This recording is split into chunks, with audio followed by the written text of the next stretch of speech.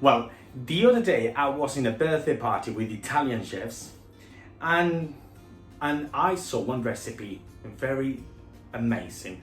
It was a focaccia with potato. I've never seen it before and I think it's a very good time to share with all of you. I want to dedicate this video to the family Di Losa. So it's Alex Di Losa, who was my sous chef a long time ago, his wife Fiorina Di Losa, and of course to my little baby Sarah Di Losa, which is my goddaughter.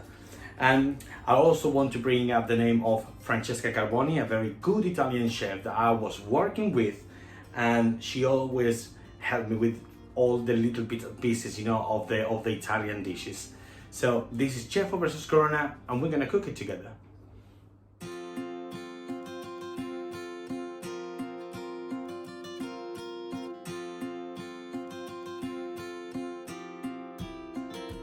Well guys, so for the recipe of today, the first thing is to have all our ingredients ready to start.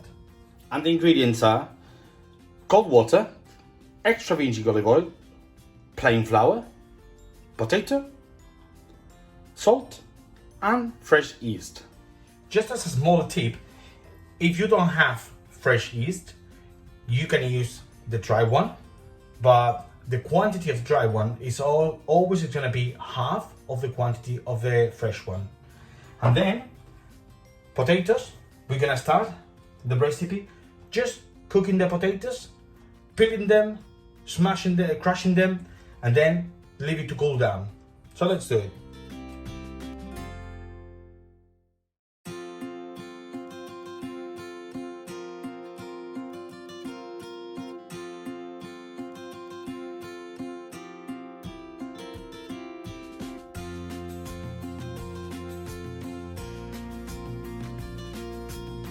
Now the potatoes are ready here. So next step is to make the dough. So the first part is going to be to mix the yeast into the cold water, and then we're going to make all the ingredients together. So dissolve the yeast into the water.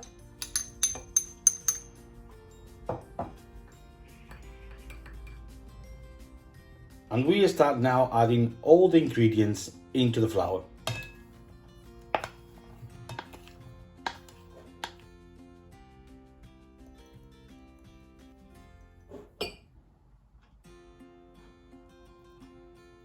We mix these ingredients a little bit.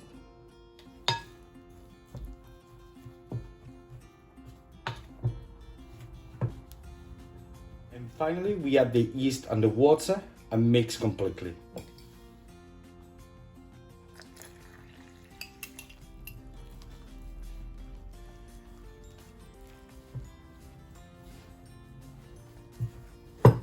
And at this point, it's ready to work on the table. So we work the dough for approximately like 7 minutes to get this soft and a little bit elastic dough. If you find the dough a little bit sticky, then you can put some oil. Never put flour, put some oil to work with it.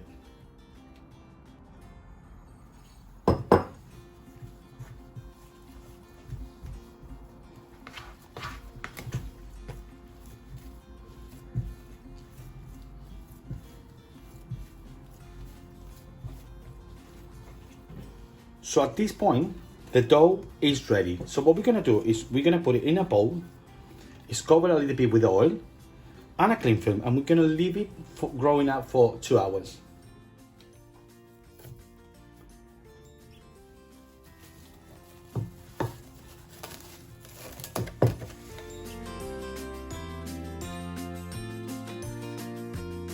Well guys, the dough has been resting or proving for 2 hours, room temperature, and this is the result. As you can see, has doubled up the size.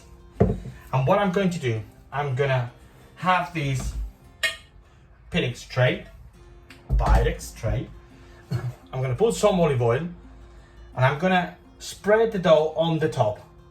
I'm gonna put a little bit more of olive oil, then cling film, and then leave it to rest for 1 more hour to rise up again.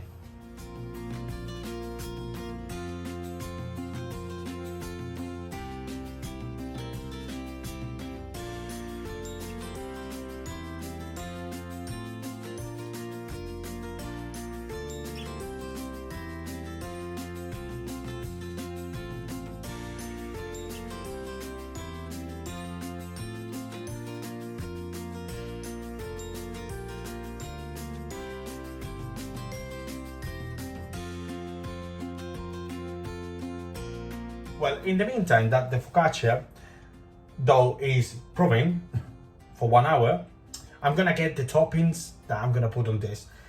Listen, normally the people used to put many things on the top, like there is a lot of variety, like cherry tomatoes or normal onions, spring onions or garlic or whatever, spices. I'm gonna put just 3 things. I'm gonna put some coarse sea salt, rosemary, and I'm gonna put this onion. This onion is cipolla di tropea, which is a very, very typical from Italy. You can find only in Italy, and it's a very, very sweet flavor, and it's beautiful. So then what I'm going to do with this onion is to cut it into small rings, and then after that we're gonna put it on the top once the dough is proven enough.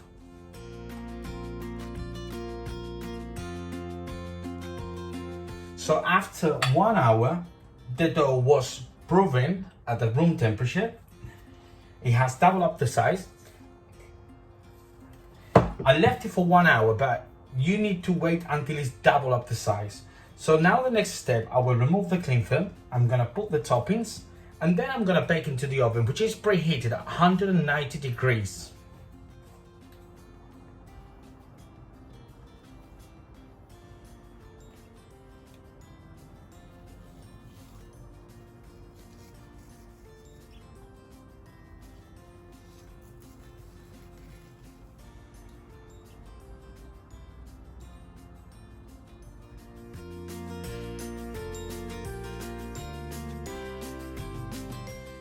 So the focaccia has been baking in the oven for 35 minutes, and you can see it's golden color on the top.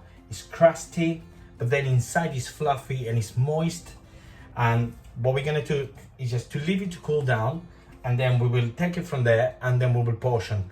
Previous that, I will paint a little bit with olive oil on the top, just brushing a little bit on the top to give some shine, and also that olive oil will be absorbed by the crust. And that's it. After that, just to portion and have it. I hope that you have enjoyed this recipe.